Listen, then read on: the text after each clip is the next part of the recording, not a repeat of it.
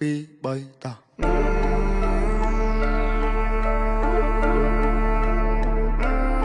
អញអត់ដឹងនិយាយមួយពួកឯងមិញពួកឯងឈួតអើយពួកឯងស្ដាប់បននេះដាក់ subtitle ណាស្ទើរខ្មែរថៃដីខ្មែរអត់ត្រូវការអ្នកណាមកថៃជំនួសពួកចោលឆ្លៀនពៀនបើមិនងាប់ក៏វាអាចរបួសតជំនាន់អ្នកចោលសៀមរឿងសង្គ្រាមគឺវាឃ្លានហួរដើម្បីដល់អំណាចស្រ័យជេរចាចអញខ្មាស់គេជំនួស